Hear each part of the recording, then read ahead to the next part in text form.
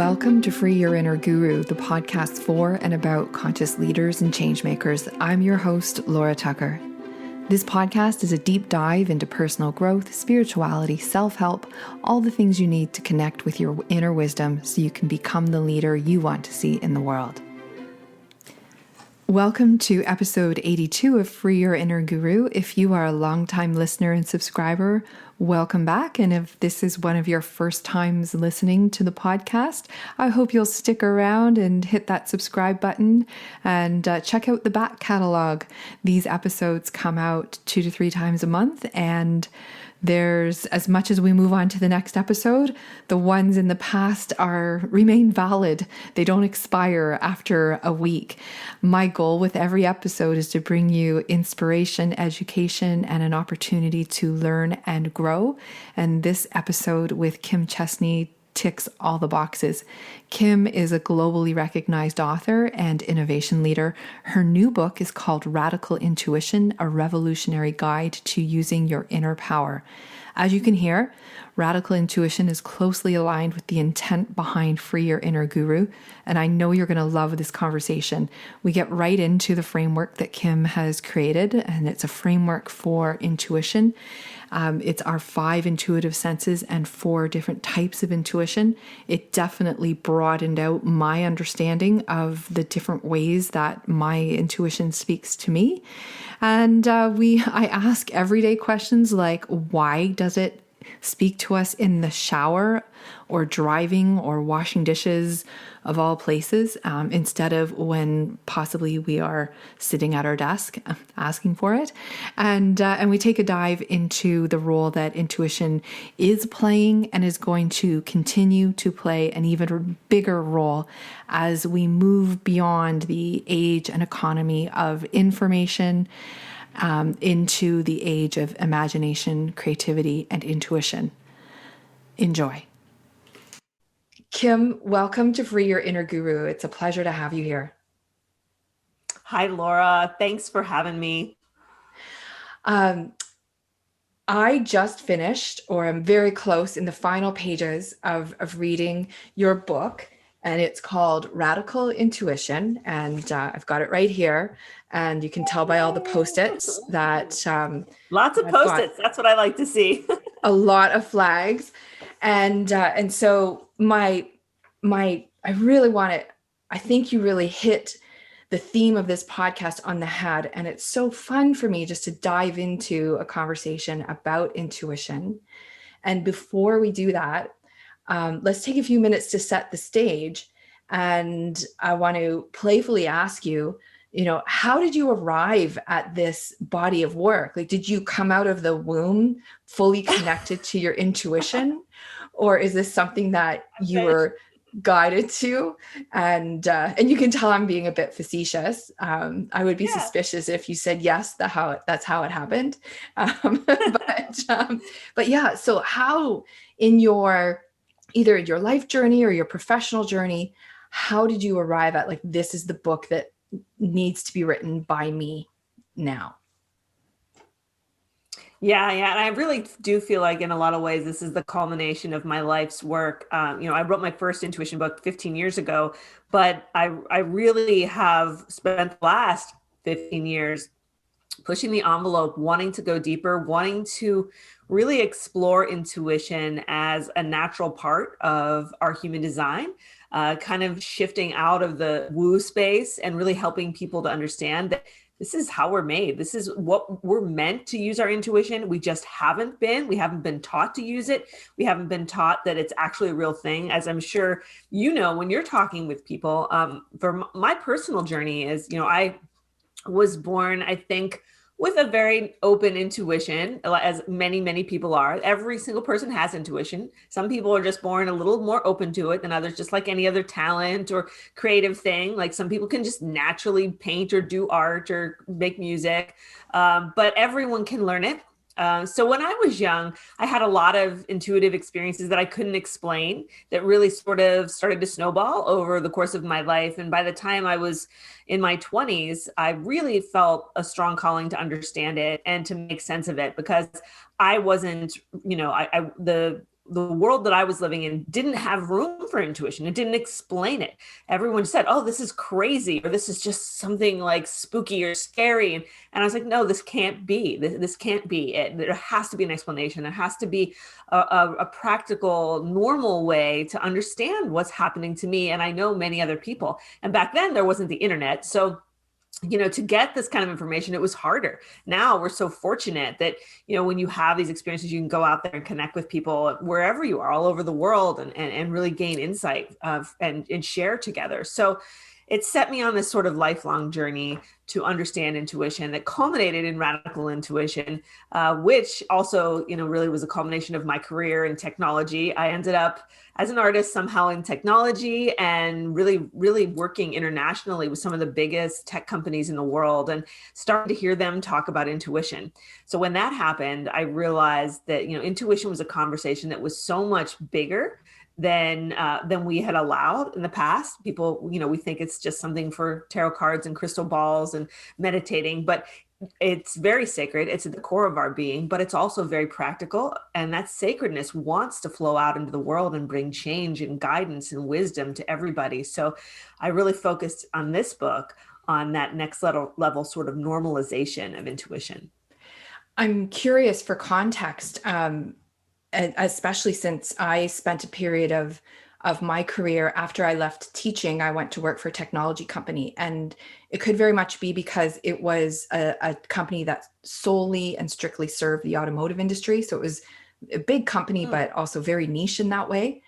But what is the context for intuition being spoken of in the tech circles? Oh, such a good question. Such a good question. Because when I started working in tech, I was an artist originally. I got a degree in oil paintings, very practical from college, and I segued in through graphic design, and I was doing art direction for a magazine, part of a technology council. So I started working with all these different tech companies. At first, I thought it was so boring. I was like, oh, technology, like boring, not creative, none of the stuff that I loved. And then life sort of opened up for me, and I created something. I had this idea to create something for creative technology, which were people think of gamers, programmers, designers, people who were working even like Apple is a creative technology company, people who were creating apps, so many different things, right? So I wanted to create a support system for creative technology because that sort of blended my worlds. And that just went crazy. Like the idea this was about 10 years ago. And this idea was so huge that, I was invited all over the world to speak about this.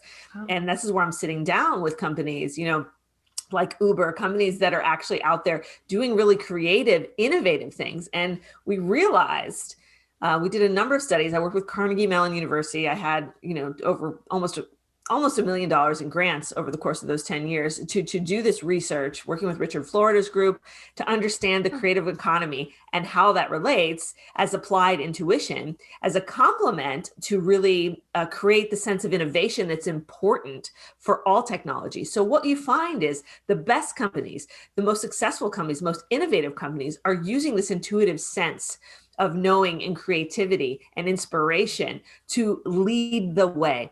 So intuition is a core element, as I'm sure you know, of leadership, right? If we're not using our intuition, we're probably following someone else. We're emulating what someone else has done. We're following a path that someone else has already blazed. But when we tune into our intuition and we live by that inner inspiration, we start to blaze our own trails. We start to create new products, things that people could have never imagined. We're tapped into that intuitive center that allows us to lead the pack, innovate, and create these really amazing and powerful things that no one had ever thought of before. So intuition is at the core of innovation. And all of this stuff is the holy grail of companies and startups all around the world.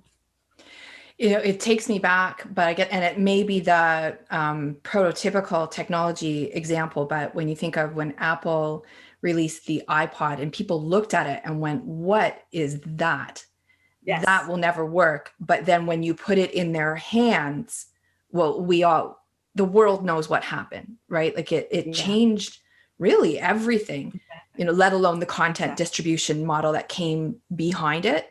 But that little thing with a round button and a dial that no one had ever seen before. Absolutely. That's exactly what I'm talking about. And Steve Jobs is one of the biggest advocates for intuition out there. Look up intuition and Steve Jobs, there's probably like 100 quotes. He talked about intuition all the time. So he got it. He understood how important it was in this process of creativity and innovation and design. Yeah. So, okay. So thank you for all of that. And I feel like that does a really nice job of positioning the practical application of intuition. And, but to talk about intuition, we have to get into the intangible side of things.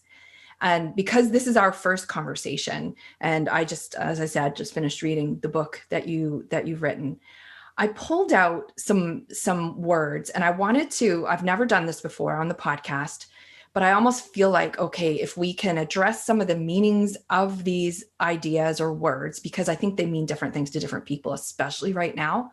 And I'll tell you what they are. This is now like a freaking quick game show, but I'll tell you what they are, and then we can decide where to go with it. And they were their truth, sovereignty, quantum, and metaphor.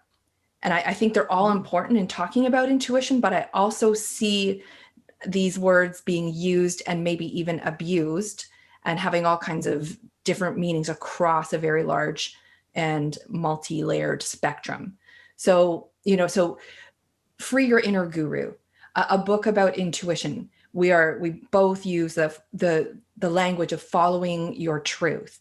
And then there becomes some kind of question about, all right, what is your truth versus the truth and factual truth?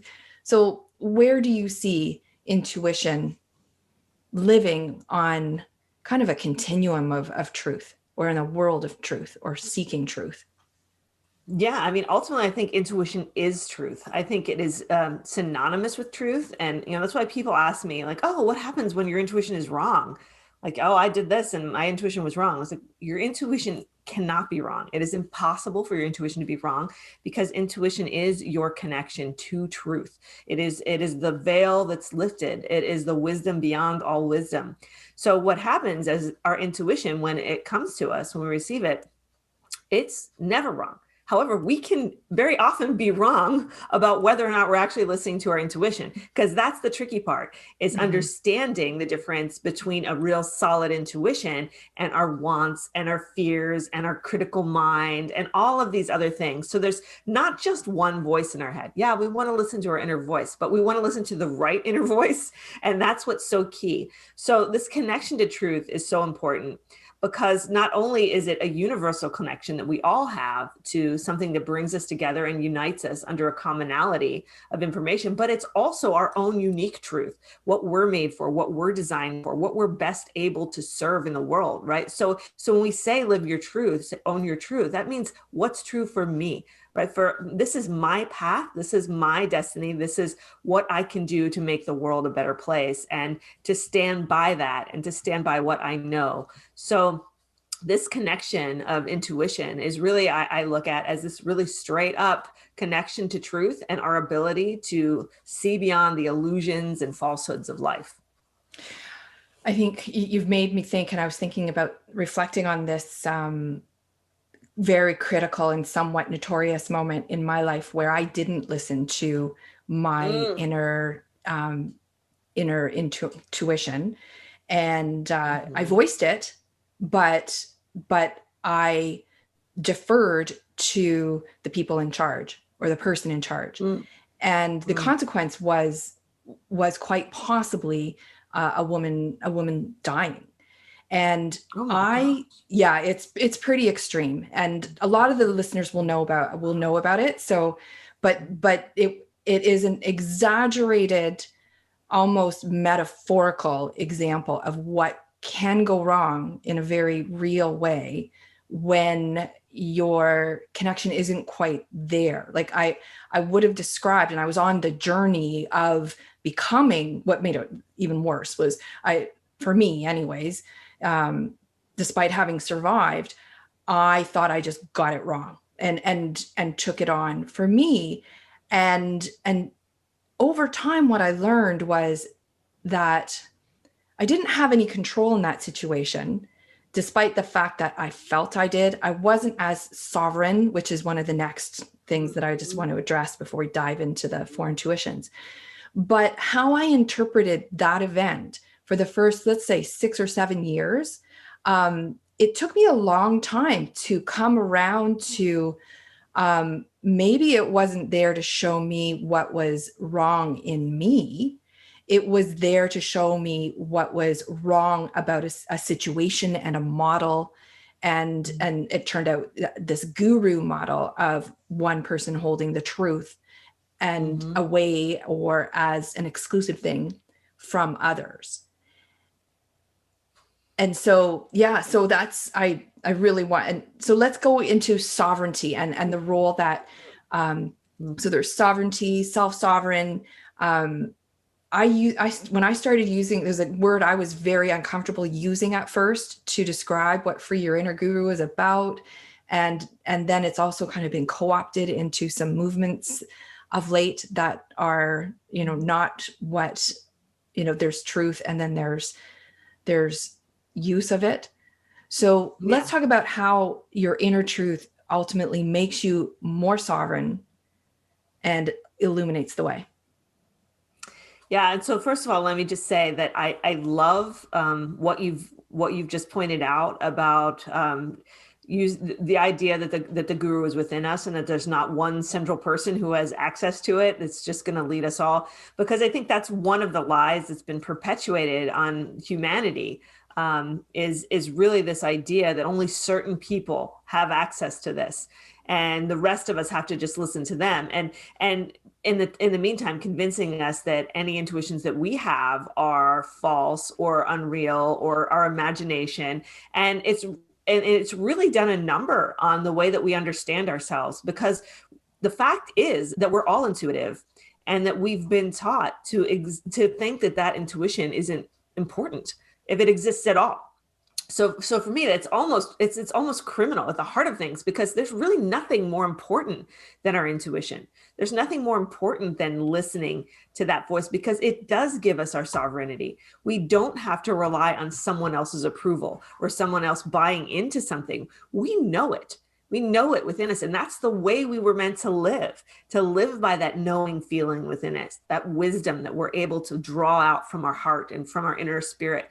And just looking at that in a way it doesn't have to be religious. It doesn't even have to be spiritual. It can be completely practical. This can be applied to any religion, any philosophy, any way of understanding the world, is knowing that you just have another side of your thinking.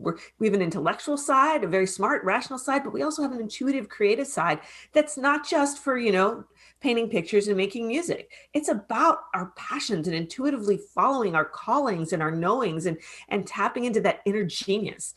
So that's where this comes in, is this touch to genius. And when you hear Einstein talk about intuition, you'll get it. He's the biggest genius in the world, and all he did was talk about intuition. Another really brilliant person that was able to balance out the rational thinking mind with the intuitive mind. And when you do that, that's when we step into our real power. That's where we own our place and own what we do in this world. And that's how we get the sense of sovereignty, because we're no longer reliant on the input from the outside world or the conditioning from the outside world. We're not bound by that anymore. We're free from it. So we'll free our inner guru.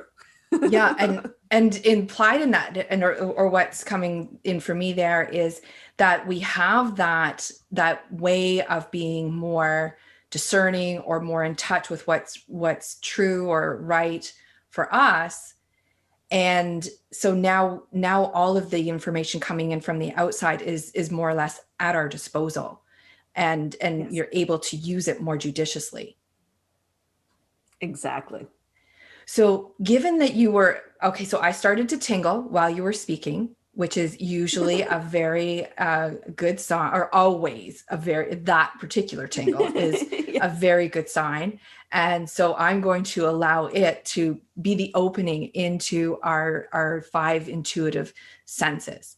And one of the things that I particularly enjoyed about this book is I think, as I'm writing a memoir right now, and structuring a memoir is like just mind numbing at times.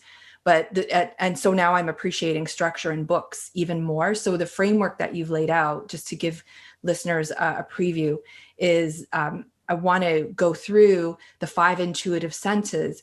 And up until now, I would have seen intuition as this, an experienced intuition as this singular amorphous thing that drops in very regularly. I've done a lot of work, given in particular that experience I described, to understand this for myself. But the way that you've laid out the 4 different intuitions and how we all have affinities for each one, I want to go there with you, because I think it's so empowering, and it can really be of great value to, well, selfishly, again, for me, but for people who are listening. But let's start with the body tingling and the 5 intuitive senses. So I would have previously framed that as, oh, there's my intuition speaking to me. Yes. Yes. And I'm so glad that we're going to jump into this, because one of the reasons I wrote Radical Intuition was because so many people experience intuition differently. I realized early on when talking with folks about the book, and even from my last book, that when you talk about intuition, everybody has a different idea of what it is. Some people say it's a feeling, some people say it's a knowing or a creative idea or a way of having a metaphysical experience. So there was all these different things out there. So I created this concept of the 4 intuitions, which was really just a framework for understanding the pathways that intuition speaks to each of us. And these 4 pathways are the very simple age-old pathways of body, mind, heart, and spirit. Our intuition speaks to us from the inside, the same way the outside world speaks to us from beyond. So we use our bodies only we get our senses from the inside instead of the outside. We use our minds. Instead of responding to stimulus from the outside, we respond to prompts, nudges from the inside, right? So the same with our heart.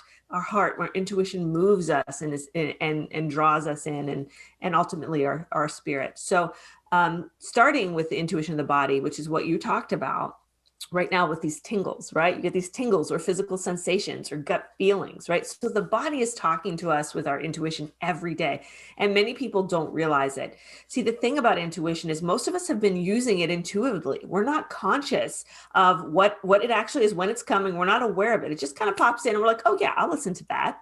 Right. So if we have a little bit of intuitive awakening, we recognize that it's happening and we learn to follow it.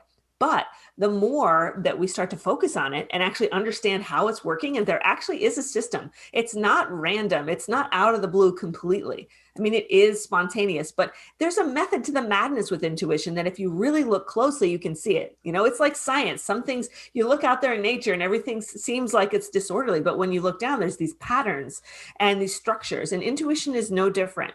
So when you understand there is some structure to it and it can be repeated, it can be learned, right? So all of these things will show us that intuition is actually a lot more controllable than we've realized throughout history. So we don't just have to like sit back and hope it's going to come in a flash someday. There's things we can do to open up and create an environment where it can speak to us all the time, every day, and that we're living with it, our nature all the time with us. So the chills, the tingles, that's the first step. That's the first step of connecting your body with your intuition. And that's where intuition actually becomes real in the world. So when you were going over the intuitive senses, and like we have, and I really hope I could rhyme off all 5 senses right now. That's a lot of pressure, but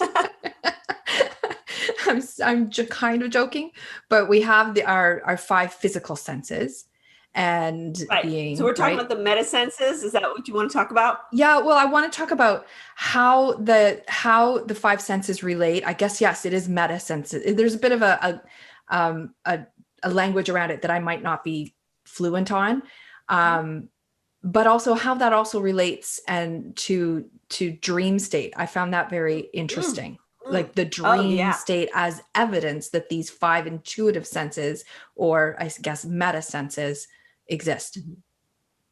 Yeah. So when we're talking about the intuition of the body, we can break that down even further into the 5 senses, which are, that's just this 5 senses. We're using them all the time. But then the 5 meta senses are really the intuitive senses that work the exact same way. And we've all experienced them through dreams. So think about a time when you're dreaming and, you can see in your dreams, right? You can hear things in your dreams. You might even be able to touch something or smell something in a dream. So these things aren't real. They aren't actual things that are touching our senses from the outside world. They're things that we're creating from within. So that's one of the most profound examples that I think people can use to understand that these things are actually real, and it works this way. So these things also happen when you're awake. You don't have to be asleep. You hear, stories of people, oh my gosh, I just heard a voice call something out of nowhere, but there was nothing there. Well, it's possible that this has generated from an intuitive place and has received in your intuitive ear. So there's so much to unpack around that. And if you're from the psychic world, and that traditionally people have called it the clairs, the 5 clairs, clairvoyance, clairaudience. So it's very similar to that. I don't use that language because I really want to, kind of make this really clear that this is something that's not necessarily unreal or fringe, right? That this is, again, the meta senses are just our higher senses. It's just like our physical senses, only it's just a higher sense. So there's a lot of ways that can manifest in our life. So I wrote down here, and I can frame it as a question because this happens to me all the time, and you mention it in the book. Why do our intuitions come to us while we're in the shower? Inconveniently, where it's not. And I know people who have waterproof pads, kind of stuck up in their showers. I love that. I have to run in here someday. I did this morning because I had something for my daily letter. I was like, I am getting this one down. Right? It happened to me this morning too. I had this idea and I was like, oh my God, I just kept saying it in my head over and over again. So I didn't forget. Well, I took a bath this morning. I was like in the middle of this beautiful, luxurious bath. And I'm so at peace. And I had this idea and I was like, oh, I don't want to get out right now, but I know exactly what you mean. And it's a very simple answer. And the answer is because that's when you're quiet. That's when your mind is tuned out. So whether you're driving the car, whether you're in the shower, whether you're going for a walk, whether you're, riding your bike, it's because you've created a space between your busy, busy, busy thoughts. And finally, that intuitive idea got to pop in. So that intuition is there all the time. It's waiting to come down. It wants to nudge you, it wants to guide you, it wants to come through. It wants to come through so badly. But the problem is we've got a wall of static between us and our intuition. It's called technology. It's called a busy schedule. It's called run around like crazy people. So as more active we are, it's directly in proportional. The more active we are, the less we hear our intuition. So the first thing I always tell people to do when they come to me and they say, how do I start listening to intuition? First thing I say is to slow down. Slow down. Spend more time alone. Even if it's just 15, 20 minutes a day in the shower.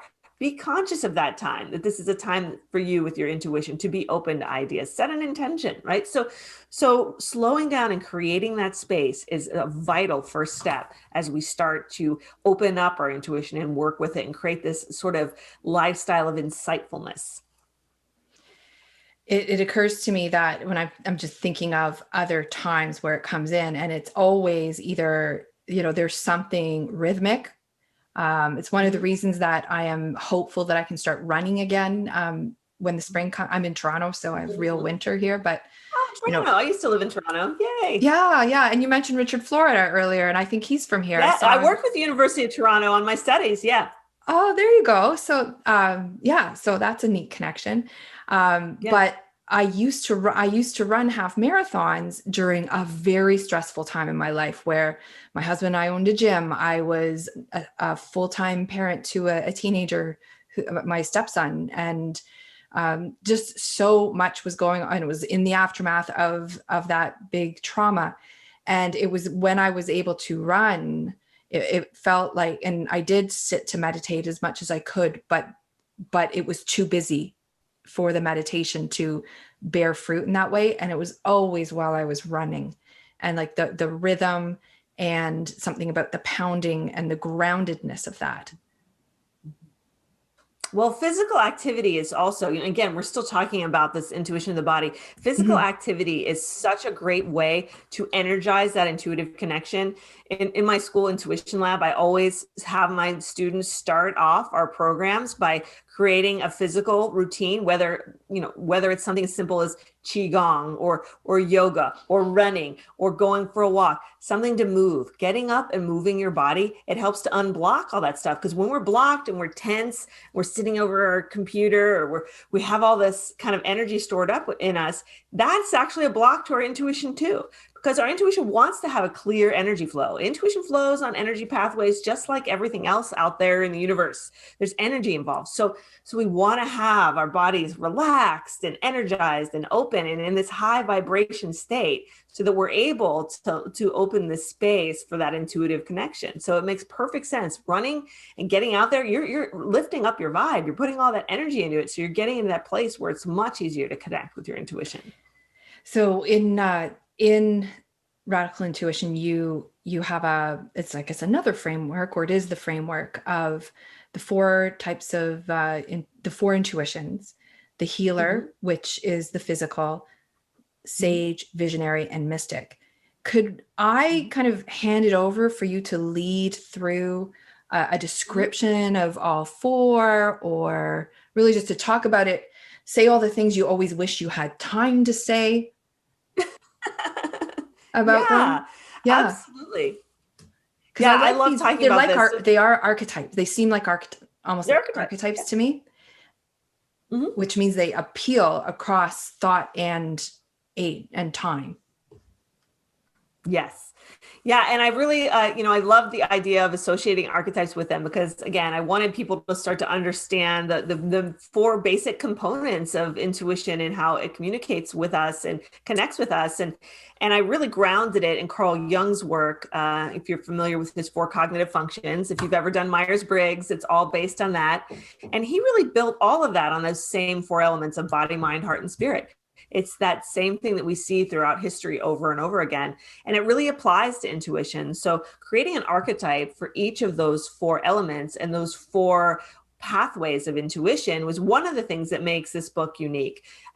Really understanding intuition in a new way and reimagining it in a real no-nonsense way is simply different ways that the beyond, the information that's out there in the world and the universe can actually interface with us. So the first archetype is the healer. As you mentioned, that's the intuition of the body, right? That's all the things we were just talking about. And it's the healer archetype, because people who are naturally attuned to their bodies, they heal themselves. They are attuned to their own well-being, what their body needs, how to move, what kind of exercise, what to eat, how to use these senses to touch in to intuitive information and gut feelings.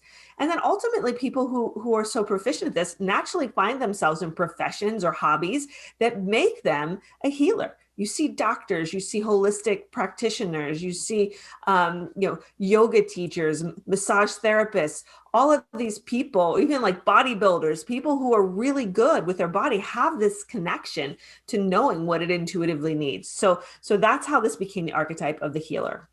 The second archetype is the sage, right? And this is someone who has this pathway of intuition through the mind that's very open. So if it's really easy for you to make decisions with your intuition, to just sense, say you meet someone for the first time and you just have a knack for instantly, discerning if they're a good person for you to be with or not be with, right? Even if you don't have all the information, you just are really good with those first impressions. You can make decisions really easily because you just have that knowing feeling inside. So someone who's really a sage is a wise one, connected with their inner wisdom, connected with their inner guidance. People who are natural sages often find themselves being counselors, teachers, all guides of all sorts for other people to help share wisdom and help guide people to their best path. And that's the intuition of the mind. So it flows through our cognitive faculties when it comes to decision making and choosing and guiding other people. And I'll chime archetype. I'll chime in on that one. When I was reading through it, how it occurred to me is it's also people who can, and going back to the clairs, like the clairvoyance. I'm not clairvoyant, but I can often or almost always see how things are going to turn out.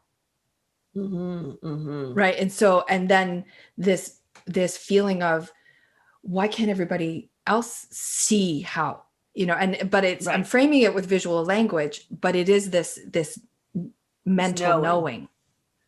Yep. Yeah, and that's really part of it. It's that knowing. Sometimes you just know things, and that's one of the hallmarks of intuition is when you know something that you just shouldn't be able to know. And someone says, "How do you know that?" You're like, "Well, I don't know. I don't have any reasons to back it up. I just know it. I can't explain it, but I just know it." And that unfortunately gets us in this place with partners and friends and relationships. There are people like, "That's crazy. Like, you're nuts. I can't, like, I don't like, doesn't make it. You're being crazy."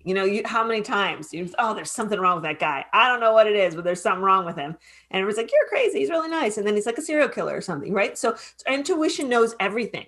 That's the thing. I always talk about, it being this connection to really the cloud of information that's all around us. The reality we live in is information. It's like a simulation. It's made up of data and information that our intuition is our interface with that data. So through our intuition, we have access to that information beyond space, beyond time. We can touch and know things that have happened in the past, happened in the future, happening right now. There's no boundaries for our intuition. And our rational little thinking mind thinks that's crazy because, it can't do that. But there's a part of our mind, a higher part of our mind that has the ability to know these things. And my first journey on this, one of the things that set me on this journey is I had a psychic tell me something when I was a kid that was going to happen in 1994.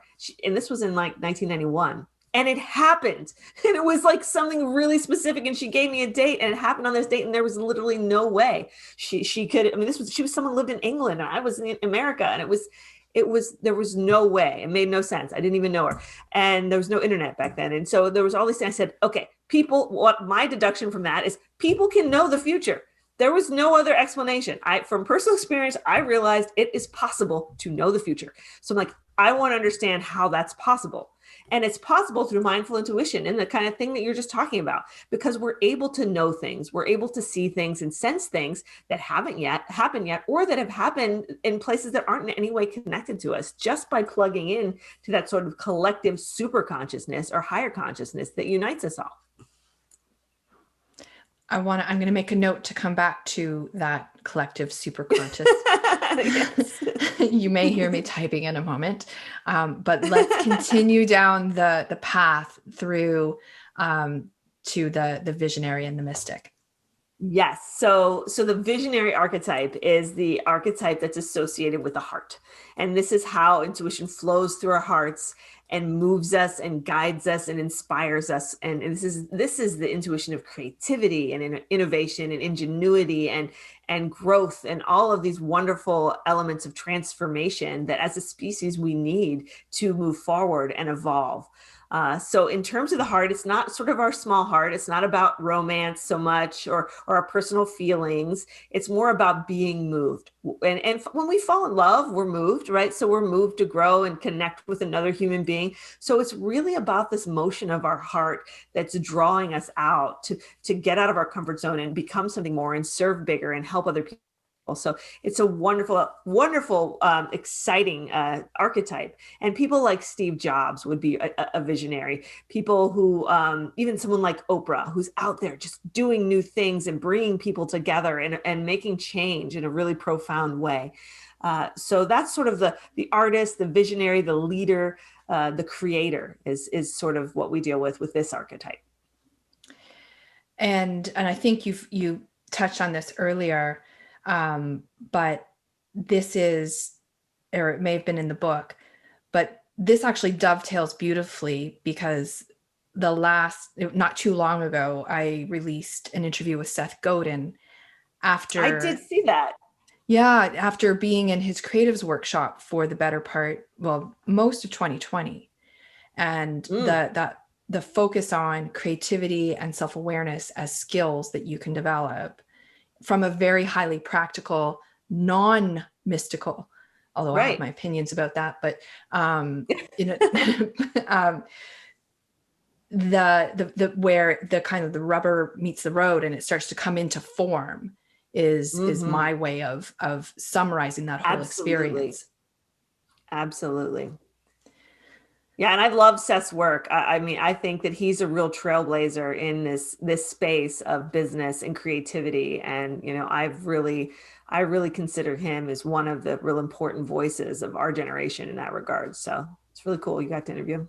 Yeah, it was. In fact, I'd love to have him come back in, because since recording that, he's released the book that came out of that workshop, The Practice, which when I saw that was the name of it, I was like, yeah, this is amazing, because so much of what our intuition and freeing your inner guru and living that more peaceful, connected life relies on practices. So here you have it coming from a completely not unexpected or just different discipline into, change. It'll shift culture. But I heard him say that the book is definitely stirring things up and ruffling some feathers.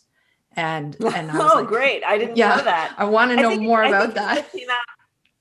Yeah, I'm pretty sure our book released at the same time. We were on a book book review and Success Magazine together, and I was really excited. I was like, yeah. I'll I go was like look in that good up. company. I'll find it and I'm I'll pretty post it sure in the that's show the one. notes. So, okay. Yeah, So we I'm can pretty see, sure. Zoom is being a bit tricky with us. So just bear with us here as we go through, and I'll click off my camera if it stays bumpy. Okay. What a great way to bring a creative visionary into the conversation. And so we've got like the healer in the body, wisdom. We've got the sage with that mindful knowing. We've got the creative visionary, where is the ultimate, act of creation is birthing a new thing. And then there's the fourth, the mystic of the transcendental intuition. Yeah, this is where things get really interesting. And this is sort of the last stop for intuition. So all of the things, it starts with physical intuition, which is really the most grounded form of intuition. It's where it's real. It's where we experience it viscerally, and it's really connected to our experience on the earth plane here and in this dimension, or whatever we want to call it. So that's the reality. And gradually we go through these other sort of archetypes of knowing and feeling, and arrive here at the spirit, which is the other end of the spectrum, where intuition is really at its most profound. This is where we see the limits of what we really know and understand from this reality, and really go beyond it. So our intuition can take us to places beyond the limits of the mind. And this is where we experience those supernatural experiences, or those feelings of connection with God and life and the universe and enlightenment, and all of these beautiful things that you hear when we unite ourselves intuitively with that which is above and beyond. So ultimately, Paramahansa Yogananda said that intuition is the soul's power of knowing God. And that's really the slogan for this type of intuition. It's about our higher connection, our connection with our source, our creator, the core of whatever you believe, whatever word that you use, that really defines our life beyond this world and beyond this moment in time. So through this type of transcendental intuition, or this intuition that helps us to rise above the dense layers of our human experience, we're able to know a little bit about the universe, about life beyond this small place, and experience things intuitively that people think are impossible. Think is the key word, are impossible. But when you've experienced them, they're no longer impossible. And this can tie into one of our buzzwords that we were talking about earlier, quantum, because now this is also the area where we start to move into a quantum experience of life, and a connectedness that is beyond the sort of ups and downs of our Newtonian world and our Newtonian way of thinking, and really go into that mystery of how unexpected things happen when you follow your intuition, and you have entanglement with things that should not be able to be entangled. And all of the stuff that Einstein set in motion is really giving us a new context to have a discussion about intuition in a very normal way, in a way that actually makes sense scientifically. Because 200 years ago, we couldn't have a conversation like this about intuition, because the quantum realities that we know of now were non-existent. We didn't understand them at all. So everything about intuition just seemed scary and strange and impossible. But now we're starting to realize that these outer dimensions are real, and these mysterious ways of interacting with each other, they're actually real and scientific. So it's a real meeting of the future and the beyond, and all of the things that's wrapped up in our human potential. Thank you for taking it to that quantum reference so organically, because it is something like it's a word that, and just so everyone knows, in case I sound a little, I don't want to sound cynical, but I have ordered up, and it's been years since I've read any books on quantum physics, and I have a couple waiting for me. Not sure how that's going to manifest on the podcast, or if it will, but it's time for me to stop. I look at a lot of what I see out there in this, self-help, personal growth, enlightenment industry, and often see or think that the word quantum is misapplied so much in the marketing, and it's a real shame. But there is an actual thing as the quantum universe. I'm not that knowledgeable about it, but one of the things that you've written, and maybe they're connected and maybe they're not, but it really grabbed my attention. It was intuition is the product of a universe that cares about us. How does that relate? As soon as we start talking about a universe and assigning it a characteristic like that cares, help us to make sense of that. Yeah. And that's really one of the core gifts of intuition. Once you start to really work with it and go deeper into it, is you realize that everything is meaningful. And, whether we're talking about synchronicity or serendipity, or all of these different things that show up in life from the outside world that seem coincidental. What you start to find out, even if you're talking about the law of attraction, right? That we have this power. There's so much within us that we didn't realize was so personal and so personally connected with us. And that there's really a system inbuilt within us. Its entire job is to support us and to help us grow. That's what intuition's job is. The mind, I guess, I'm not quite sure what the mind's job is. I guess it's just to help us to go out into the world and do something in it and make the world better in a sort of mind-based way. But intuition's sole job is to help us to fulfill our potential and make ourselves in the world better, and to lead us to that connection of truth within us that will last beyond that experience, right? It's so that we become higher, we become uplifted. Its entire job is to support us. So you live in a meaningful universe. There is no coincidence. If something bad happens, there's a meaning behind it. Something good happens, there's a meaning behind it. There's something to be learned every step of the way. And that in all of this, as you're going through this wheel of life, the ups and the downs, the growth and the moments of stagnation, and all of this craziness is all part of our journey of transformation and evolution that is supported by our inner guidance and our inner wisdom.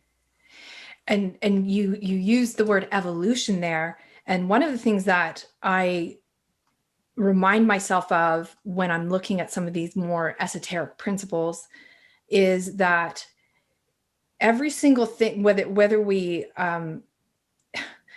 believe in whatever type of God or higher power or not we believe in, or whether we are more, bent towards scientific fact or intuitive awareness, every single thing that's in us has evolved to be there to serve us in some way. It wouldn't be there if it wasn't a part of the ongoing evolution and survival of the species.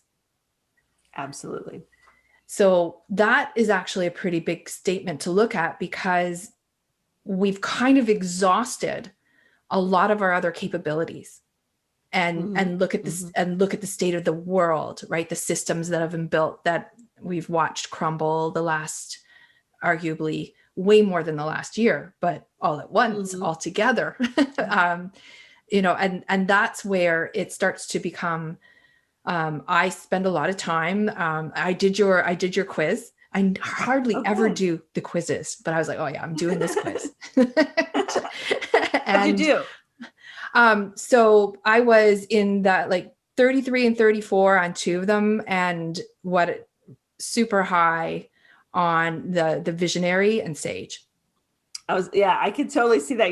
As I was wondering, because creative people and people that really get the visionary, I was wondering if that translated. That's great. Yeah, I would have guessed that one for It sure. did, and I've spent time in the mystical, and because, and this is the baggage I carry with me, the thing to ongoing heal, because of the terrible event that came out of mystical exploration.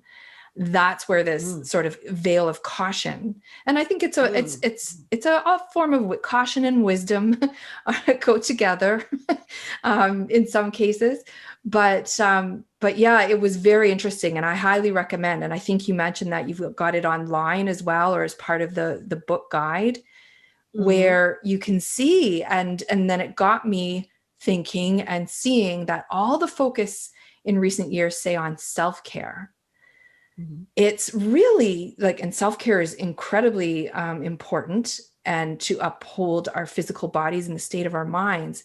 But when you start looking at it, oh, this is a building block for strengthening your intuition. That's the real reason Hmm. that you want to be doing Absolutely. these things, is to be able to stay Absolutely. connected to that wisdom, not for the sake of the Yeah. self-care itself.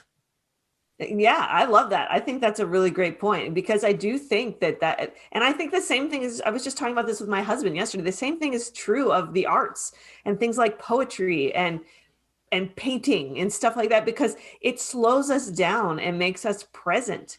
And I think self-care is right in there with that list of things that are just naturally designed to reconnect us with our intuition, without us saying, I have to go and reconnect with my intuition now, because we're built to do this naturally, right? You don't have to read a book on it, but reading a book on it helps you to understand something that is such a mystery to so many of us, because we've forgotten to pass this tradition on to our children, as we should have been doing for centuries and centuries, and should be a knowing that's part of our culture.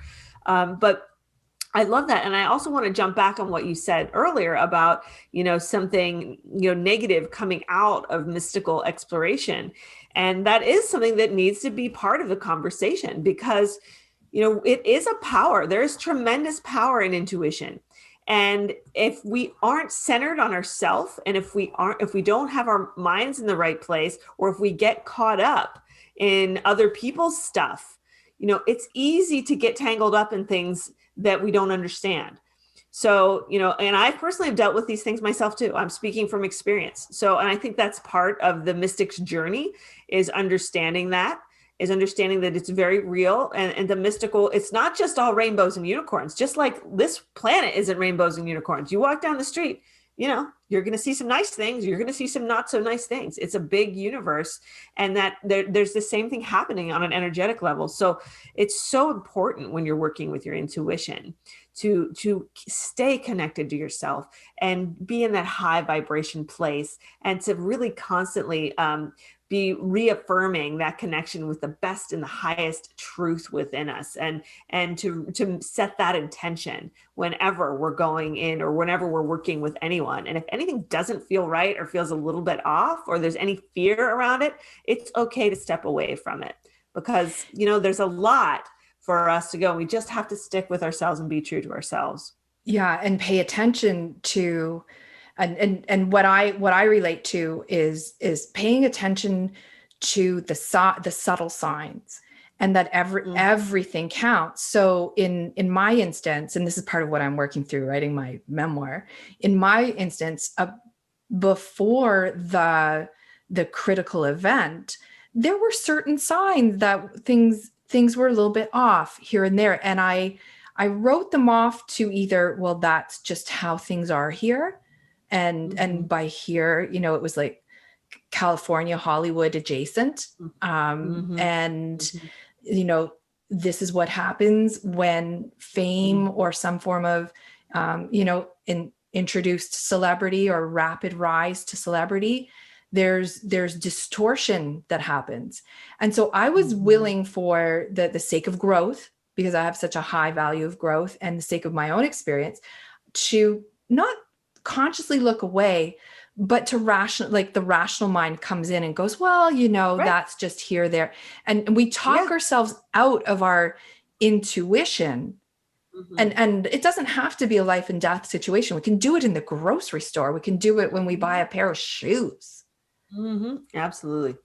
And better to practice on something small. I'm just here to say. Yeah. Well, and that's where the other word metaphor comes in. So when we do these practices on something small, and in the book, there's so many exercises and practices that you can do, little things. It's all a metaphor for when those big things come along, then you're prepared. It's like going out there doing this basic training. So I know how to recognize an intuition when I'm doing this little thing, so that when some big situation comes up and I have that same feeling, I'm like, oh, that's my intuition. And I'm going to be able to trust it and follow it instead of doing that rationalization. Because I mean, all of the stuff we're seeing, even talk about even the Me Too movement.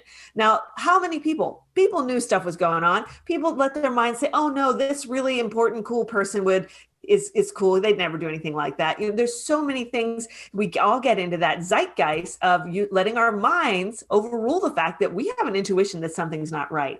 So I've heard people time and time again talking about that, and in so many contexts, that we know that there's something wrong, but we don't stand up and we don't call it out because we're not sure of ourselves and we don't have a way to be sure of our intuition. So that's one of the ways when we talk about living our truth, that intuition is so important, because when we trust our intuition, then we're like, no, I'm going to stand up and I'm going to stand for something when it's wrong. And that's what's really, really important right now at this moment. So many of us have been unconsciously supporting even social justice issues that have been wrong, or whether we're unconscious of it or whether we just haven't listened to our intuition, but we have to really put it in our heart and say, no, this does not feel right. And we have to live by that. We can't let our mind say, well, everyone else is doing it, right? So I'm just going to buy into all this stuff. It's really core to what we're going through at this moment in time in our world. Yeah. And as you see I think what's happening, and even looking at, I'm going to go there. Even looking at as one of many recent, you laugh because you saw what I just did there, I think. Just checked in, you got a yes. It's okay. Got to do it. That's right. Yeah. But even in say, like in the healthcare, right? Everyone is experiencing the healthcare system and the political systems crashing up against each other. And, we're recording in January. It'll be a number of weeks before this gets released. So who even knows what the world is going to be like in 4 weeks? But as you start to become more aware of how ingrained a lot of the systems thinking is around health, politics, gender, race, sexuality, everything, then it's like, yeah. When you see so many conflicting quote unquote truths, what are you left with but your intuition? Exactly.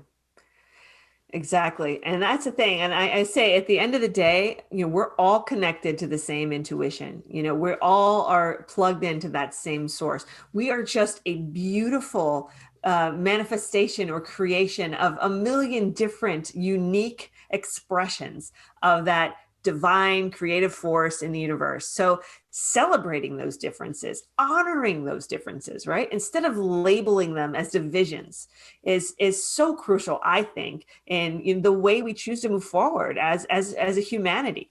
Really celebrating what makes us different. And that's one of the things that I found out through my study with the University of Toronto when I was working with the Richard Florida team up there and Carnegie Mellon University, is that one of the foundations, and we were doing this in regard to business, one of the foundations of a successful business is that idea of bringing together different silos of people and creating mashups and having that rich tapestry of uniqueness contributing to a common source. And that again is a metaphor for our lives and for what we're doing on this planet. It is the signature of success is this sort of diverse application and honoring of the many different unique parts of all of us and what we can each contribute in our own way. So if we broaden that and really apply it to the planet and to the way that we all work, if we're finally able to wake up enough to do that and see beyond our conditioning and the years of, you know, the infrastructure that's been imposed upon us, and the stuff we've just buy into, unconscious bias and all of that stuff, you know, hopefully with our generations now, we're growing out of that,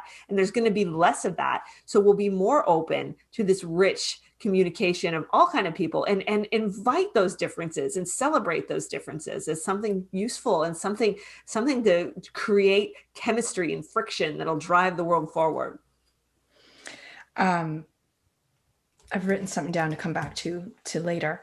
Let's apply this concept, because as I'm listening to you, I absolutely agree.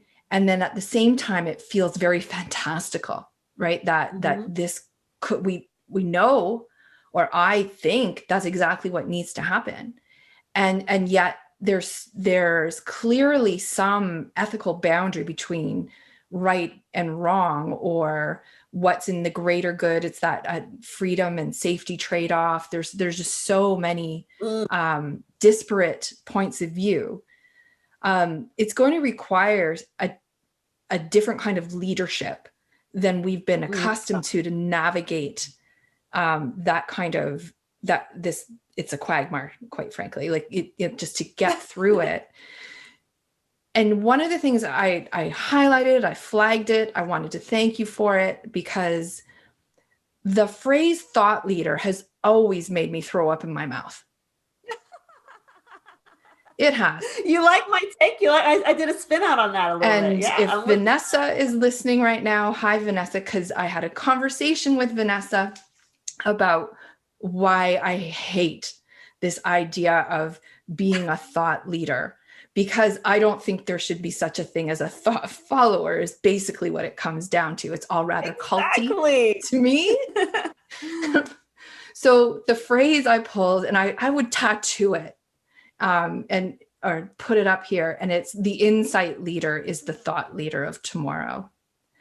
So for people swimming outside of the sea where the word thought leader, or, you know, people get introduced as thought leaders, or I've been getting some professional work done, and, you know, it's involved articulating what I'm standing for. And 3 people in the last 6 months have said, oh, so you're a thought leader, or you want to be a thought leader. I'm like, not really, but let's really, but okay. Let's just go with that. And this is I agree. Like, it is, and you know, and it kind of came to me in a very similar way, because the word was so overused in my universe too, and it was just something that you know, really we're moving beyond this idea of thinking, right? Because we're moving out of the information age, we're moving out of the age of thought and into the age of imagination and creativity and intuition. And so I think it was, for me, it felt apropos to make a shift in that term, because if you're going to be a real leader, you have to be insightful.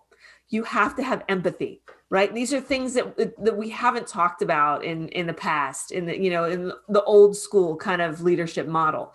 You know, you have to have these intuitive qualities to really bring people together and make change. So I love this idea of the insight leader. And I love what you're saying about how, you know, there has to be a shift. There has to be role models coming out here that we can say, yeah, like this is good. These people are doing the right thing, and we need more of this.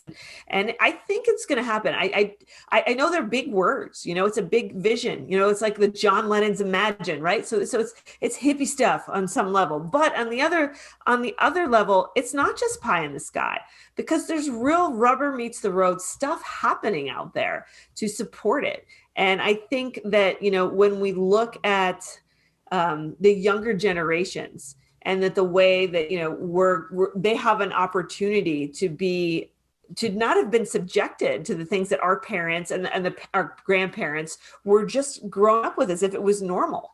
And I mean, we look back on our own family members and some of the things, I don't know about you, but like things that they would say when we were kids, we're like, no, you could not say that now. This is not appropriate. We don't look at the world that way anymore. We know better, right? So I think the future generations are going to know better. And it's not going to be a light bulb. It's not going to magically switch on in one day, but generation after generation, as we, break down these systems that have created these problems, hopefully we'll keep moving forward. We'll keep evolving in the right direction and won't have any setbacks like we almost saw here in America this year, which was terrifying. And, really showing that all of the stuff and all the progress that we've been making, for everyone, was it jeopardy? And you just take for granted that we're going to keep moving forward.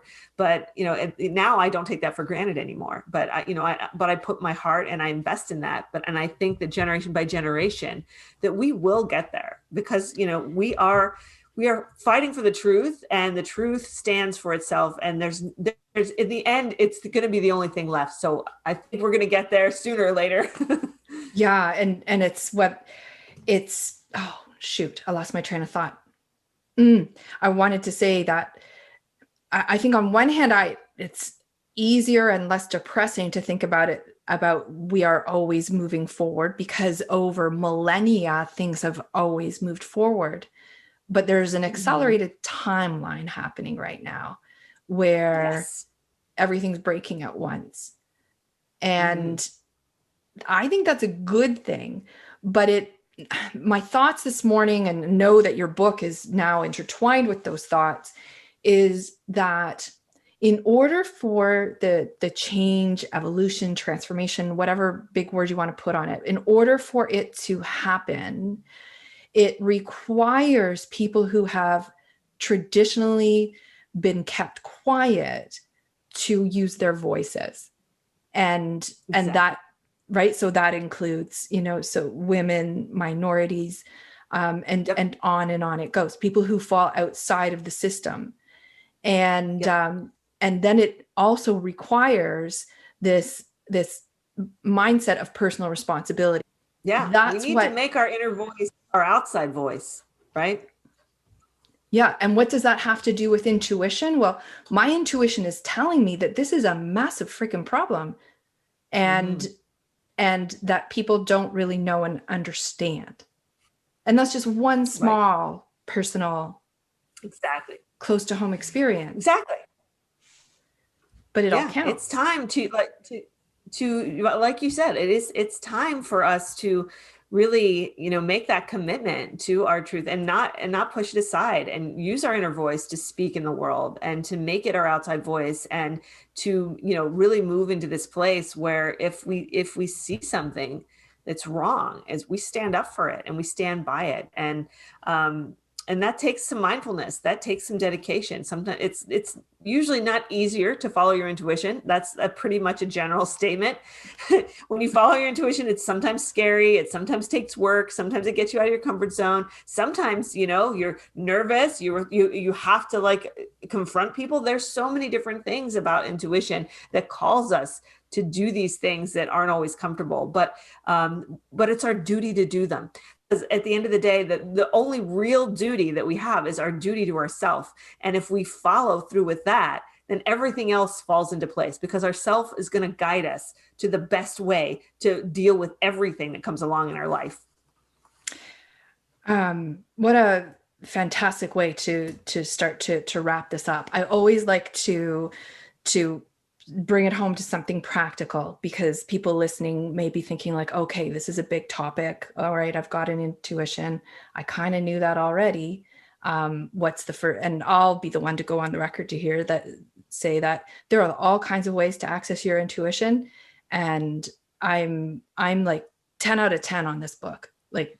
Just get it, read it, click the link in the show notes, go over to Kim's website. Just get it. That's all I have to say about that.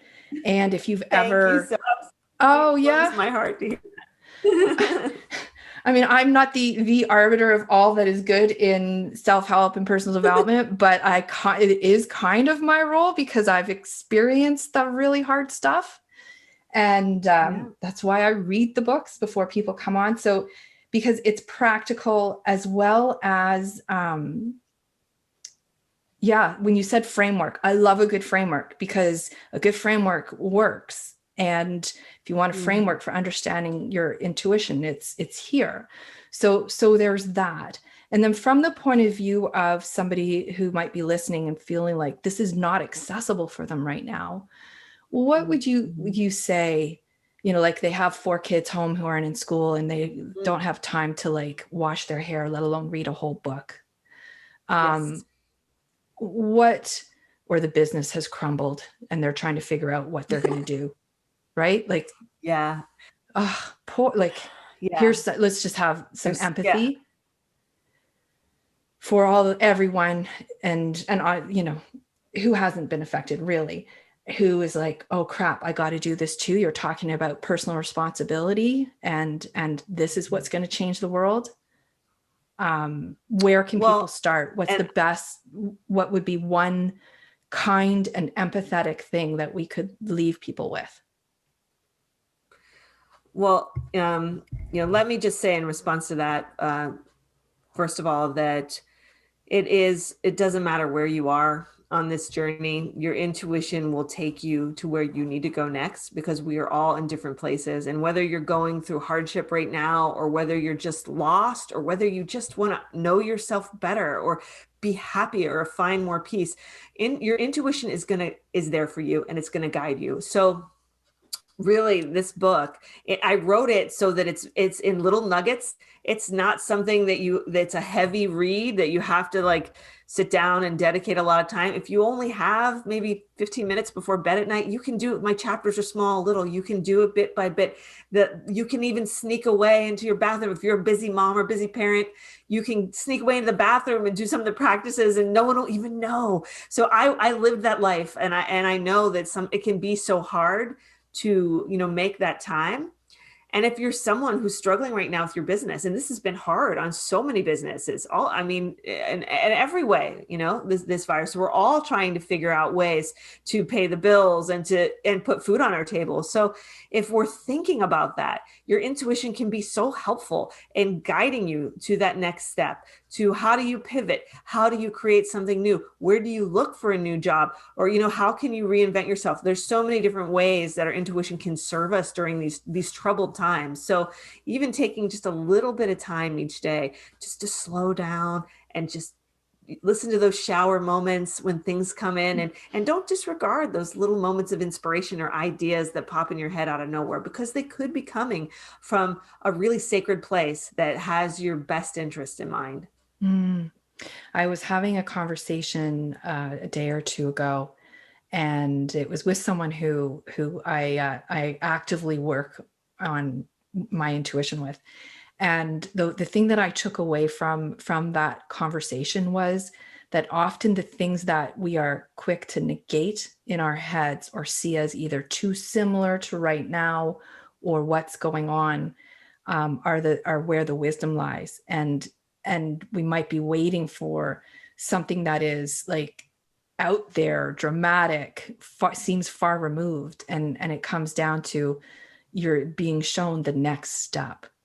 And Exactly. maybe not the whole big picture, but the next step. Yes. And that is so important. I'm glad you brought that up, because we do have to look at that. That's what your intuition does. It takes you to the next step.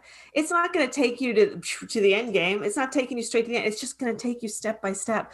So even if the next step isn't necessarily what you think it should be, if it's not like your dream job isn't your next step, well, the next step might be the step that's going to take you to that step. So you just have to trust. You have to get in that place of trust with your intuition and take those baby steps forward. If you fall down, just get back up and keep following it.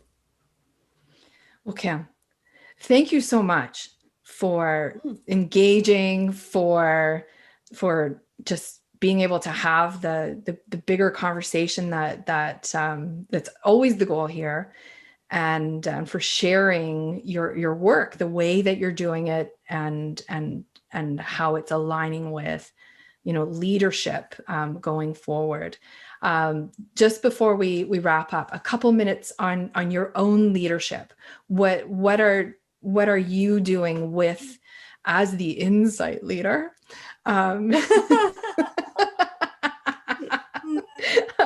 What, where do you see your role now with this work moving forward, and what are you doing in the world as the leader that you are?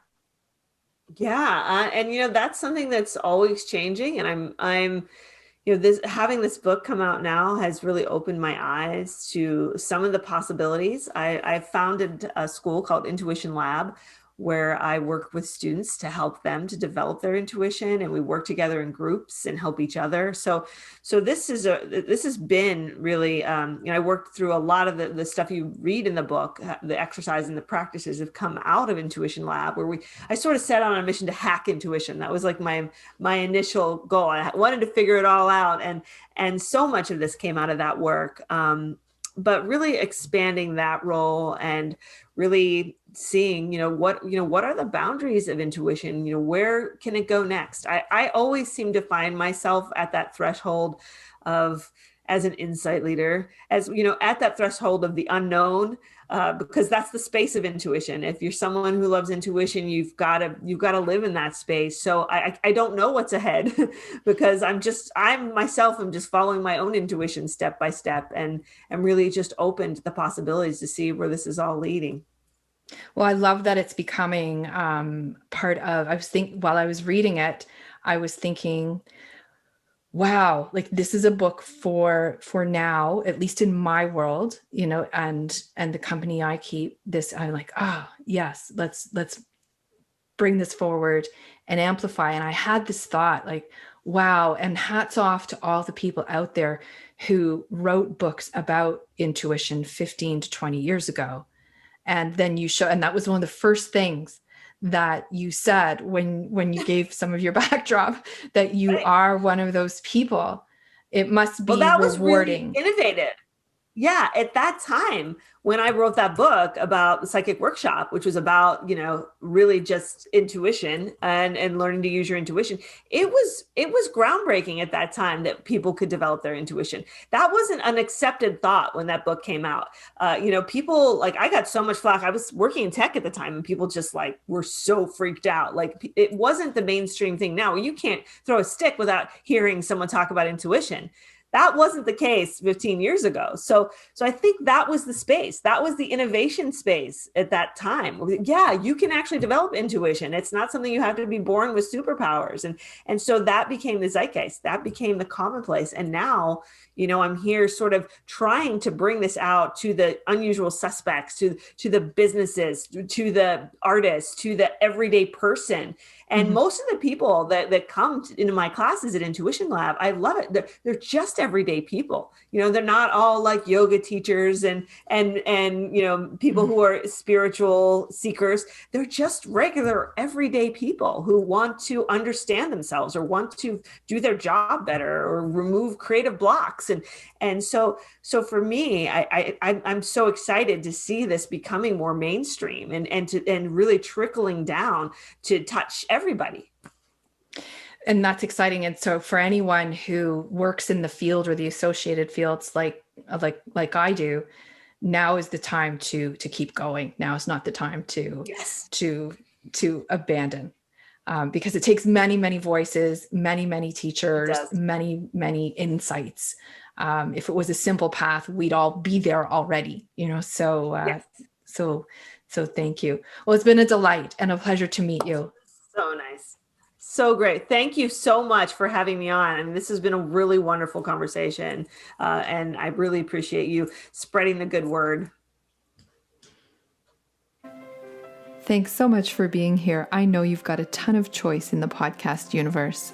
If you would like to connect with me and our guests online, you'll find links in the show notes.